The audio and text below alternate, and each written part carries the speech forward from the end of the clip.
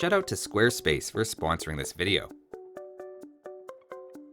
Hey guys, Spirit of the Law here. In this Civ overview, we're going to be revisiting the Italians.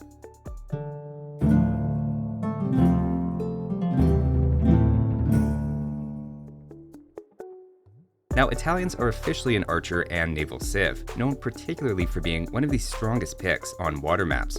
Across all maps combined, the stats show they're a little below average, getting out to a bit slower start, which tends to hurt them on aggressive open maps. Arabia, for example, they tend to sit right around or at the bottom, though if we instead look at water-based maps like Migration, they're suddenly top 5, so definitely some polarized results. While they're a little behind on many land maps, seeming to get out to a pretty slow start, there's some potential there, which the right player can unlock. And in this video, we're going to break down their very discount-themed bonuses, along with their unique units and tech tree. Let's take a look.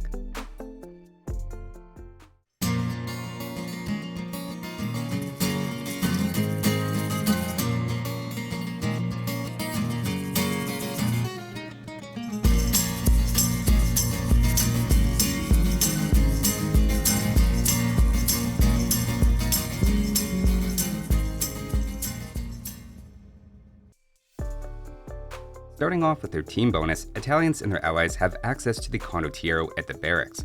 I've deep dived this unit in the past, and recently looked into some of the ally civs that benefit the most from having it, but generally its strength is as a quick transition with an anti-gunpowder flavor. Not only does it negate incoming hand cannoneer bonus damage, which accounts for usually about 40% of that unit's attack against infantry, but the Condottiero then has its own bonus against gunpowder units. On the other hand, it is considerably more expensive than the regular champion, so what you save in the champion's long line of upgrade costs, you eventually pay with just a more expensive unit. For civs like Persians who lack the two-handed swordsman, or Malians or Goths who have excellent bonuses to throw on top of it, it can be quite a nice option, with many infantry civs benefiting from having something anti-gunpowder as well. Next up, for their civ bonuses, the first is that advancing to the next stage is discounted by 15%. Right away, this saves 75 food going up to feudal age, meaning it's often possible to advance one villager earlier, which is 425 food in the bank. You then save 150 resources going up to castle age and 270 for imperial. It's really the only early game bonus you have, and isn't enough to make them a great feudal rushing civ, but for a fast castle strategy, we're talking about quite a few resources being saved. This also ties in well with a slightly earlier imperial time, supporting Italians' gunpowder focus. Of course, even if you elect to advance at your usual pace, you're still banking those resources to help get your economic and military upgrades immediately upon hitting the next age. Next up is another discount, this time for dock and university techs costing 33% less. The potential savings here, at least on paper, are massive, and in the right situation can be similar to the Chinese with their general technology discount. In Castle Age, the biggest help is often for ballistics, which is a bit of an expensive tech to sneak in, but greatly helps crossbow shut down enemy micro and make raiding more effective. In total, at the university, including all technologies through Imperial Age, the savings could add up to over 2,000 resources. Though, if we're being honest, it's unusual to research every single one, and in many cases, it'll probably be less than half that amount, which is still significant. The dock discounts are then maybe even more impactful in practice, assuming it's a water map. Right away, you get the War Galley upgrade cheaper in Castle Age, saving over 100 resources right there, as well as a couple hundred more resources on the other Castle Age dock techs. In Imperial Age, you then save on Galleon, Fast Fire Ship, Elite Cannon Galleon, Shipwright, and Dry Dock, bringing the total potential savings of the dock to over 1,800. Like the last bonus, even if you forget it entirely, it still helps, and as long as you're staying on top of technologies, these really are pretty easy bonuses to take advantage of. Next up, you have your third discount, this time for fishing ships, costing 15% less, or just 64 wood. It depends a bit on how many ships you make, but could reasonably save between 50 and 100 wood.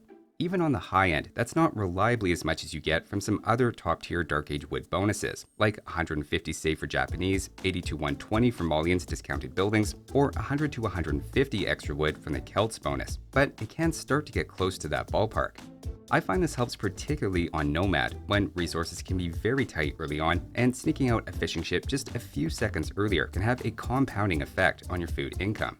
This isn't the only reason Italians tend to be good on water maps and Nomad, but there's no question it's a contributing factor, along with their cheaper advancing.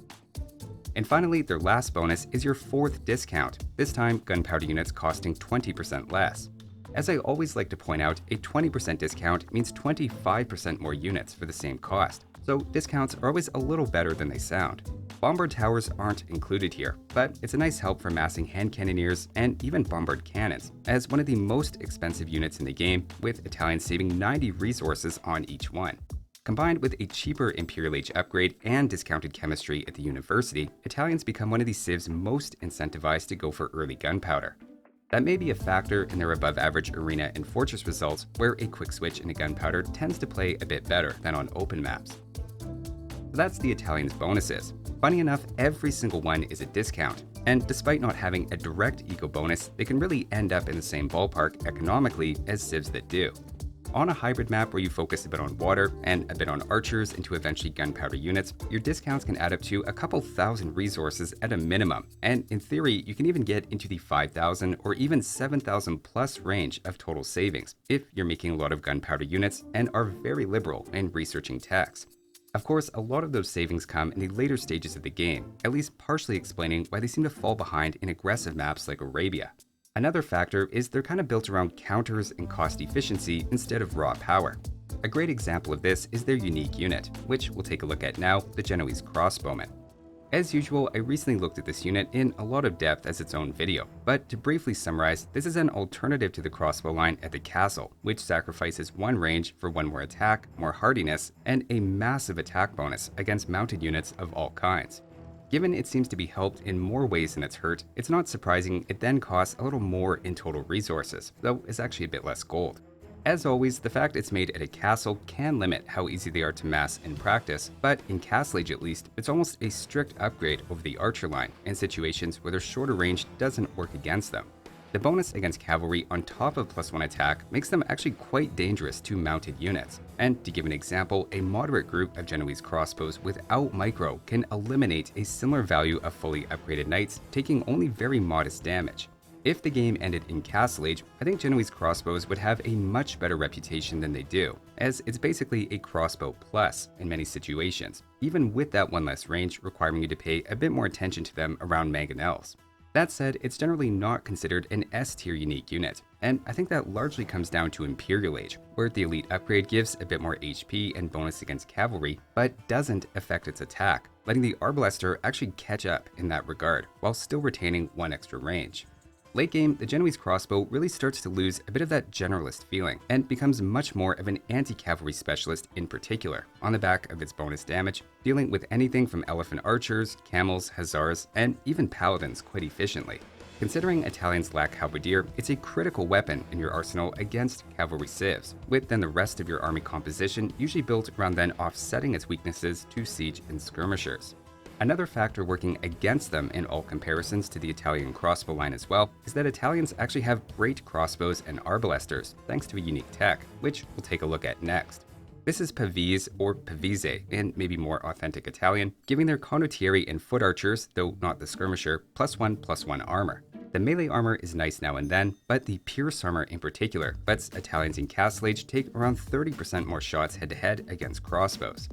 The Condottiero as well becomes much better against skirmishers and even arbalesters to a degree, and considering this is a very cheap tech for what it gives, it's one to try to remember in Castle Age, and definitely get it in Imperial Age if you're making any of those units. Italians in general lean toward being a cost-efficient quantity over quality civ, and this tech is really the exception, giving you higher quality archers on the field than many opponents, which can even match good archer civs like Ethiopians or Vietnamese head-on. Their second unique tech goes back to the discount theme, lest we forget that's the Italians' whole identity, cutting their trade unit cost in half. Now this does have a notable upfront cost of 500 food and 250 gold, which means it takes the first 10 trade units just to pay for itself. After that though, on 40 trade cards, you're looking at 2,000 wood and 750 gold in savings, which we can throw into the pile of other savings you already have through various bonuses. And in fact, if you're losing trade cards to raiding and having to replace them, this tech's value can go even higher. It's one of the most frustrating techs to realize you forgot once your trade line is up and running, but if you remember it before starting trade and can spare 250 gold, it pays off in a big way. Just keep in mind the tech has to finish before you queue up any trade cards or you don't get the benefit. So that's the Italian's unique unit in techs, giving you an anti-cavalry specialist and yet another discount. Now though, let's take a look at what you can spend all those extra resources on, and what options you have to mix and match with your unique unit by walking through their tech tree, starting with the archers. Right away, the 75 food save for Feudal Age in theory plays well with the more aggressive archer openings gaining popularity these days. And after adding in the armor from Pavese and discounted ballistics, the crossbow line is a solid choice throughout the game. The hand cannoneers are then discounted, and you can also throw in the Genoese Crossbow here if you're up against cavalry. On the other hand, the cavalry archer is heavily disincentivized, missing a lot of upgrades. But overall, I'd give the archers an A. They're not flashy, but they're a very solid archer civ in my opinion. Next up for the infantry, you're missing gambazins, and maybe more importantly, the halberdier, of course made up for in theory by the Genoese Crossbow. The Condottiero then adds an extra barracks option late that's well suited for a quick transition for water landings or against gunpowder units. I'd say it's enough for a B, and even if it's unconventional, it's not the worst barracks. Moving on to cavalry, this is an aspect of the Italians that I think is surprisingly good. Your cheaper aging up plays well into scouts, and you then have fully upgraded knights, cavalier, and hussar, with the hussar in particular being an important support unit for your arbalester or Genoese crossbow in the late game. The lack of paladin plays into a common Italian theme of missing a late game power unit, and instead you have to be a bit smarter about cost efficiency and finding good support units for your archers on land. Still, it's a maybe underrated B at the stable. Next up for siege, you're lacking most of the final upgrades, but on the other hand have discounted bombard cannons to help deal with onagers and buildings. Lacking siege engineers hurts, especially because of your university discount, which would have been a big help there. It's a pretty middling B- for me, but the bombard cannons in particular can play a major support role for your archers. Moving on to the Navy, this is really the Italian specialty, and are widely considered one of the best on water, though I think Dravidians are now a tier above them. Early on, you have the cheaper fishing ships and faster advancing, which can be important to start building fire galley numbers early, and it's enough for an A. Later on, you then have discounted dock techs and cannon galleons, as they're technically gunpowder units. Italians are really built around maintaining a subtle tech advantage to control water, and I'd say it's another A for the late game, giving us an A on water overall. Taking a quick look at the monks, it's not a surprise to see such a good tech tree, given this is of course the home of the Pope. While there's no direct bonus here, the only tech they're missing is heresy, and I'd say it's a B+. You could argue the cheaper advancing works with a monk and siege play, though it's not the most common strategy. Next up for defenses, the university has a great variety of techs that all come with discounts, and we have to give a nod to how well the Condottiero and Genoese Crossbow work as counter units. There's nothing in the way of direct defensive bonuses, but these sorts of civs built around counters and cost efficiency tend to find a way to hold under pressure more often than not. I'd say it's good enough for a B+. And finally, for their trash units, that is, units that don't cost gold, you're of course missing halberdier, but the skirmisher and hussar are fully upgraded. I'd say it's a B-, though that's not to underplay the importance of the hussar to the Italian late-game army. Very often the scout line is actually the unit Italian players will make the most in a prolonged game for the purposes of raiding and a bit of a meat shield. So to give some final thoughts, this is obviously a civ built around discounts and archers as your backbone. While that might suggest an archer opening is the go-to play, and is certainly a popular approach, discounted advancing is flexible enough. I think Italians work early as a cavalry civ or with a one-range defensive skirmisher play. Transitioning to Castle Age, you keep a lot of that flexibility with a choice of either fully upgraded knights, crossbows with eventually more armor, or your unique unit, depending on what you're up against. Ultimately, the ideal direction you want to head late game is with an arbalester or Genoese crossbow backbone supported by hussar and the odd bombard cannon. Together, that combo can be relatively anti-cavalry, anti-infantry, decent against archers, and can even give skirmishers and onagers some trouble as well. Critical to Italian success is keeping your archer numbers intact, and using cavalry as the mobile and more disposable part of your army. Really, all of the military buildings have good enough options to be playable though, and Italians have a bit of that jack-of-all-trades vibe going on. Their best maps, as we saw, tend to include water to fully take advantage of their bonuses, with migration and nomad being standouts, but can hold their own on the fortress and arena style maps as well, as you're more likely to get to your Genoese crossbow and gunpowder options. Even on Arabia though, they're still completely viable, despite being in the lowest tier by win rate. The game is balanced well enough that they still win 9 times out of 20 across the player base. So even being one of the worst just means every once in a while you lose a game where a more generic or top tier civ might have pulled through. Think of it as a bit of motivation to play a little extra sharp and be on top of your game. Maybe have a coffee before playing to keep those reflexes up. And true story, lattes originated in Italy, possibly due to their lack of eco and military bonuses. If you're looking for a good spot to pick one up, you should check out my newest side business, Spirit of the Latte. My new cafe even has a great website thanks to this video's sponsor, Squarespace. Squarespace is an all-in-one website platform for entrepreneurs to stand out and succeed online. Whether you're just starting out or managing a growing brand, Squarespace makes it easy to create a great-looking website, engage with your audience, and then sell anything, from products to content to time, all in one place. Using one of their templates, you can easily customize a website to your preferred aesthetic, and then sell your product or services. That could include physical goods or digital content, including access to your own video library, with Squarespace handling the payment side of things so you can focus on the bigger picture. Using the built-in analytic and insight tools, you can then see exactly what's working and what's not, so you can continue to grow and scale your business more effectively. Go to squarespace.com for a free trial, and when you're ready to launch, go to squarespace.com/spiritofthelaw to save 10% off your first purchase of a website or domain. Being an Italian overview, of course, there naturally has to be a discount. So that was an updated look at the Italians. Thanks for watching, and I'll see you next time.